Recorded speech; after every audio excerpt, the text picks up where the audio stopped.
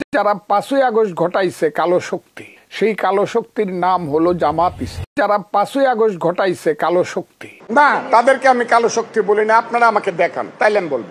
যদি কেউ প্রমাণ দিতে পারেন তারা কালো শক্তি, তাইলে আমি, যদি তারা আমার সামনে আসে, আমি বলবো yes I do agree with you এবং I pray to you, please pardon me, আমাকে মাফ করুন। জামাতকে কালো শক্তি বলে এটাকে 5ই আগস্টে দিয়ে জামাত, আমি এটা বলে এই উত্তর আপনি আমার সামনে পাবেন না। কোনো ভাইরাল হয় নাই, এটা ইউটিউবে অনেক কিছু করা যায়, কথাটা বুঝেন। আমার বক্তব্যটা সামনে না আপনারা বাজান। যদি আমার কোনো ভুল হয়ে থাকে, কেউ হয়ে থাকে, আমাকে বুঝাইতে পারে দেখেন আপনি ভুল কইছেন, তাইলে আমি সঙ্গে সঙ্গে হাত জোড় করে মাফ করি। আমি বাংলাদেশে এখন ফজু পাগলা হয়ে গেছি এবং এই নামটা আমাকে দিয়েছে মুক্তিযুদ্ধ বিরোধী জামাত ইসলাম। আমি নাকি ফজু পাগলা। আজকে হঠাৎ করে, যেটা দুর্ভাগ্যজনক, আজকে হঠাৎ করে আমি দেখতে পেলাম সকালবেলায় আমার বাসার সামনে কিছু মিছিলের শব্দ পাইলাম। সেই শব্দগুলো বলাটাও আমার কাছে মনে হইল কিছু এই ছোট ছোট ছেলে মেয়ে আমার সন্তানের সমান। এরা কারা আমি চিনিও না। এরা স্লোগান আমার নামে দিল, ফজু পাগলাকে গ্রেপ্তার করো, ইত্যাদি ইত্যাদি। কত টাকা দিছে রাজাকার বলার জন্য? বাবা তোমাকে ডাকছি বাবা, রাজাকার বাহিনী এসেছে। ফজু পাগলা মানে আমি বাংলাদেশে এখন ফজু পাগলা হয়ে গেছি এবং এই নামটা আমাকে দিয়েছে মুক্তিযুদ্ধ বিরোধী জামাত ইসলাম। আমি নাকি ফজু পাগলা, এবং প্রথমে এই কথাটা বলেছে মুফতি আমির হামজা নামে একজন লোক। আসসালামু আলাইকুম ওয়া রাহমাতুল্লাহ। সুপ্রিয় দর্শক, আপনারা ইতিমধ্যে জেনেছেন যে বিএনপির চেয়ারপারসনের উপদেষ্টা ফজু পাগলাকে শোকজ করা হয়েছে। তাকে শোকজ করা নয়, তাকে পদত্যাগ করে পাবনায় পাঠানো উচিত, পাগলাকারতে রাখা উচিত। কারণ এ একটা মেন্টাল, কিভাবে অত বড় একটা জায়গায় স্থান পায়? বিএনপির চেয়ারপারসনের উপদেষ্টা মানে কি বিশাল পদ। সে এখন এসে কি বলতেছে? 2 দিন আগে বলল যে যারা 5ই আগস্ট ঘটাইছে তারা হচ্ছে কালো শক্তি। যারা 5ই আগস্ট ঘটাইছে কালো শক্তি, এখন এসে বলতেছে না না আমি এই কথা বলিনি, না তাদেরকে আমি কালো শক্তি বলি না। আপনারা আমাকে দেখান, তাইলে আমি বলবো। কত বড় মিথ্যা কথা!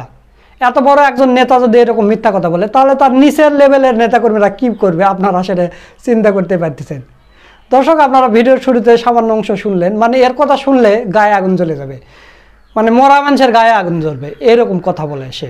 তো যাই হোক, এই ফজু পাগলাকে নিয়ে এবার কঠিন একটা বিশ্লেষণ করেছেন আমাদের বড় ভাই মোহাম্মদ সোলাইমান। তো সেই ভিডিওটা আপনাদের দেখাবো। তো আপনাদের প্রতি অনুরোধ রইল, আপনারা পুরো ভিডিওটা দেখার চেষ্টা করবেন। তো বেশি দেরি করবেন না, চলুন আমরা ফজু পাগলার সেই বিশ্লেষণে ভিডিওটা দেখে আসি। বিএনপি নেতা ফজলুর রহমানের নতুন বক্তব্যে আরো তোলপাড় সৃষ্টি হয়েছে। পরিস্থিতি শান্ত হওয়া তো দূরের কথা, পরিস্থিতি আরো উত্তপ্ত হয়ে উঠছে।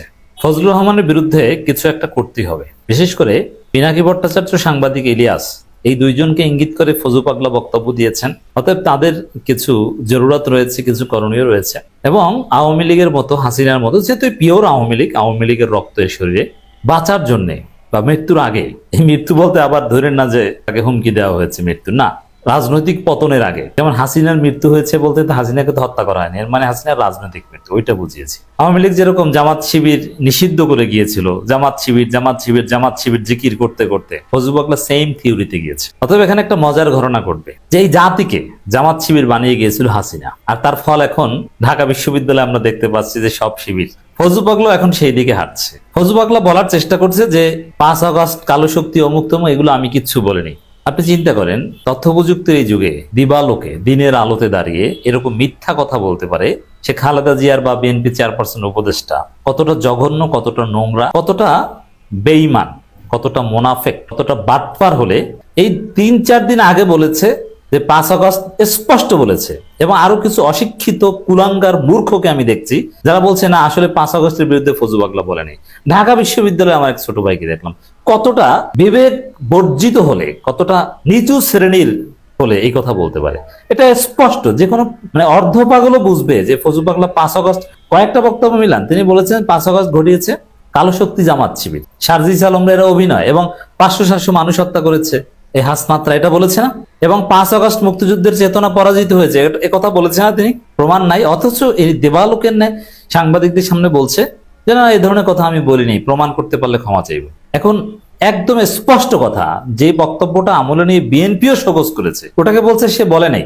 মানে এই মিথ্যা কথা বলে তিনি পার পাবেন না, এটা একটা বিষয়। দ্বিতীয় হচ্ছে আরো সামগ্রিক বিষয়ে তার নাম ফজু পাগলা বলা, জামাত সম্পর্কে দীর্ঘ বক্তব্য দেয়া, সব বক্তব্যগুলো অ্যানালাইসিস করে আমার কাছে যেটা মনে হয়েছে, এবং এটা ফান অথবা ট্রল করার জন্য অনেক সময় আমরা বলি, কিন্তু এবার কিন্তু সেটা না, এটা একদম ট্রুলি বলছে। আমার কাছে মনে হয়েছে তিনি মেন্টালি পুরোপুরি ফিট না, এবং এই লোক মাথা মোটা টাইপের, গর্ধব শ্রেণীর। এই লোকের ব্রেইন নাই, এই লোকের রেজাল্ট খুঁজেন।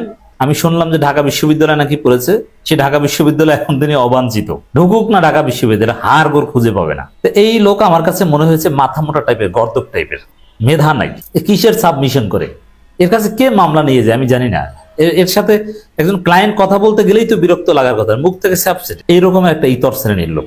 এবং এর আগের বয়ানগুলো পুরোটাই বাটপাট টাইপের। একজন ছাত্রলীগের সাবেক কেন্দ্রীয় সেক্রেটারি, আবার সভাপতি হয়েছেন, 1991 সালে 4টা দল থেকে ইলেকশন করেছেন, সব জায়গায় হেরেছেন। এই বাটপার এই যে কোন টাইপের লোক হতে পারে সহজেই বোঝা যায়। সে নিজেই বলছে যে তার বয়স 78 ইয়ার্স, 78 বছর বয়স। তো বয়সের ভার, দায়িত্বের ভার, এবং মাদক সেবন করেন, চেহারা দেখলেই বোঝা যায় মদখোর। সব মিলিয়ে আমার কাছে মনে হয়েছে তিনি মানসিকভাবে পুরোপুরি সুস্থ নন, কারণ কোন সুস্থ রাজনীতিবিদ এইভাবে কথা বলতে পারে না। ডাক্তার মুরাদও এই ফজু পাগলার মতো এত নিচে নামেনি। ডাক্তার মুরাদের বক্তব্যের মধ্যে একটা ব্যালেন্স ছিল। অতএব তার নতুন বক্তব্যের একটা ব্যাখ্যা হচ্ছে তিনি মানসিকভাবে সুস্থ নন। দ্বিতীয় হচ্ছে তিনি বলেছেন তাকে নাকি কারা হত্যার হুমকি দিয়েছে। কি মিথ্যুক, মিথ্যুকের ঘরের মিথ্যুক, মানে ওর জন্ম মিথ্যুক। ওর আসলে যাকে বাবা বলে, যাকে মা বলে, ও আসলে ওর বাবা মা কিনে, এইটাই সন্দেহ হয়। কারণ এরকম সবার চোখের সামনে বসে এরকম কিভাবে মিথ্যে কথা বলে যে সে কালো শক্তি বলে নাই। আপনি চিন্তা করেছেন? আবার সে কি বলে যে তাকে নাকি হত্যা করার স্লোগান দেওয়া হচ্ছে, অথচ কেউ বলেনি তাকে হত্যা করার। যেমন আমরা বলেছি ওকে পিটানো দরকার, জুতো পিটা করা দরকার, ওর গিরায় গিরে পিটানো দরকার, কিন্তু হত্যা করার শব্দটা কেউ উচ্চারণ করেনি। মানে এই বাটপাড়া হচ্ছে এরকম, গালিকে বলে গুলি। যে আপনি একটা গালি দিলেন, যেমন আমি বললাম যে একে গালি দেওয়া উচিত, ও বলবে যে ওকে গুলি করা উচিত, এটা বলছে। এবার আন্দাজের উপর কোনো তথ্য প্রমাণ ছাড়া বলছেন ফ্রান্স থেকে এক ইউটিউবার আর 2 ইউটিউবার, মানে এখানে স্পষ্ট যে সাংবাদিক ইলিয়াস এবং পিনাকি ভট্টাচার্য ইঙ্গিত করেছেন তারা নাকি তাকে হত্যা নির্দেশ দিয়েছে। কোনো প্রমাণ নেই, আন্দাজের উপর। মানে মিথ্যুকের গোষ্ঠী, মিথ্যুক তো মিথ্যা কথা বলবেই। বরং বয়স বিবেচনায়, নানান বিবেচনায়, গুরুত্ব বিবেচনায় পিনাকি ভট্টাচার্য তার বিরুদ্ধে ভিডিও বানান নাই, ছাড় দিয়েছেন। এবার হয়তো বানাবেন, কারণ ফজু পাগলা হচ্ছে একদম ইতর শ্রেণী, 3rd ক্লাস। তো ফজু পাগলাকে ডিল করা এটা আমাদের মতো লোকই যথেষ্ট। পিনাকির মতো হাই প্রোফাইল লোকের জন্য ফজু পাগলার মতো একজন ইতরকে নিয়ে কথা বলাটা মানায় না, এই জন্য হয়তো বা ছাড় দিয়েছিলেন। কখনো হত্যা বা পেটানো এগুলো কিচ্ছু বলেন নাই। পিনাকি, ইলিয়াস এই টাইপের কোনো কথা বলেন নাই, অথচ তাদের কথা আন্দাজের উপর বলে দিয়েছে তারা হত্যা করা নির্দেশ দিয়েছে। মিথ্যা কথা, কেউ তাকে হত্যার কথা বলেনি, এবং এগুলো বলে ভাইরাল হতে চায়। আর সবচেয়ে বড় বিষয়, দেখছে যে এখন চারদিক থেকে তার পতন। বিএনপির ছেলেরাও তার বিরুদ্ধে বলছে, ঢাকা বিশ্ববিদ্যালয়ের ছাত্র দল তার বিরুদ্ধে বলেছে অবশেষে যে কোনো ছাড় দেওয়া হবে না। তো এতে এখন বাঁচার জন্য মুক্তিযুদ্ধ জিকির করছে। আরে ওই মুক্তিযোদ্ধা, তোমার মতো মুক্তিযোদ্ধা ওবায়দুল কাদেরকে লাথি দিয়ে আমরা ভারত পাঠিয়ে দিয়েছি, পাছায় লাথি দিয়ে। তোর মতো হাজারো মুক্তিযোদ্ধাকে আমরা লাথিতে লাথিতে পাড়াই তোর মুখের উপর পারাবো, প্রস্রাব করবো তোর মুখে। তোর মতো মুক্তিযোদ্ধা, কারণ তোর মতো মুক্তিযোদ্ধা কে? তোর মতো মুক্তিযোদ্ধা হচ্ছে ওবায়দুল কাদের। ওরা কি করেছে জনগণ দেখেছেন না? তোর মতো মুক্তিযুদ্ধ হচ্ছে আসাদুজ্জামান কামাল। মুক্তিযোদ্ধাদের এই জেনজি দুচে কি করেছে? মুক্তিযুদ্ধ পিঠে হাত পা ভেঙে দিছে। মানে মুক্তিযোদ্ধা মারানি, মানে মুক্তিযোদ্ধা পরিচয় দিয়ে সব আকামকে জায়েজ করতে চায়। মুক্তিযোদ্ধাদের প্রতি আমাদের রেসপেক্ট, তারা দেশ স্বাধীন করেছে। ইট ডাজন্ট মিন দ্যাট এদের আকাম করলে এদের ছাড় দেওয়া হয় বা এদের আকামের লাইসেন্স দেওয়া হচ্ছে। ঠিক তদ্রুপ জুলাই যোদ্ধারা আমাদের মাথার তাজ। It doesn't mean that July যোদ্ধারা আকাম করলে, চান্দাবাজি করলে আমরা কিছু বলবো না। মুক্তিযোদ্ধা কি আইনের ঊর্ধ্বে? তুই মুক্তিযোদ্ধা, তাতে কোন বাল হইছে? তোর মতো মুক্তিযোদ্ধা ওরকম কত আছে, বাটপারের ঘরে বাটপার, কসুর মুক্তিযোদ্ধা। তুই তো চোর। এই ফজু পাগলা এ বলছেন তাকে ফজু পাগলা উপাধি দিয়েছে জামাত, অথচ জামাতের কেউ এটা বলেনি, কোনো প্রমাণ নেই। তিনি প্রমাণ বলে যে আমির হামজা বলেছে। আমির হামজা প্রথম ফজু পাগলা বলেছে, এর কোনো প্রমাণ নেই। হয়তো আমির হামজা জনপ্রিয় লোক, আমির হামজা তার মুখ থেকে ফজু পাগলার নামটা উচ্চারণ করেছে, এই কারণে এটা পপুলারাইজ হয়েছে। কিন্তু এর আবিষ্কারক জেনজি, তরুণ প্রজন্ম, যারা জামাতের সাথে মোটর সম্পৃক্ত নয়, জামাতের কেউ না, কোনোভাবে প্রমাণ করতে পারবেন না। এরপরে বলছে যে না, জামাত যদি ভালো হয়ে যেত কিছু বলতাম না। জামাত 5 আগস্টের পর তারা মুক্তিযুদ্ধের বিরুদ্ধে অবস্থান নিয়েছে, আমার সাথে বসুক, আমিরে জামাত, জামাতের আমির বসুক। আরে জামাতের আমির তোর মতো পাগল ছাগলের লগে বসবে? একটা অশিক্ষিত বর্বর মূর্খ স্যাপসেটে এরকম একটা গর্ধবের সাথে বসবে জামাতের আমির? মাথা খারাপ। তো এই যে এতে পারসেপশনটা দেখেন, এই জন্য আমি অসুস্থ বলি যে জামাত শিবির এরা নাকি এখনো স্বাধীনতা বিরোধী, সেই পুরনো 71-এর সেই আগের অবস্থান বদলায়নি। এটা যে কেউ বুঝে যে এটা মিথ্যা। জামাত ইসলাম, ইসলামী ছাত্র শিবির পরিপূর্ণভাবে বাংলাদেশের মুক্তিযুদ্ধকে ধারণ করে এরা বিজয় দিবস, স্বাধীনতা দিবস পালন করে, মুক্তিযোদ্ধাদের জাতির শ্রেষ্ঠ সন্তান বলে, মুক্তিযোদ্ধাদের সম্মান করে, পরিপূর্ণভাবে জামাত এবং শিবির ধারণ করে।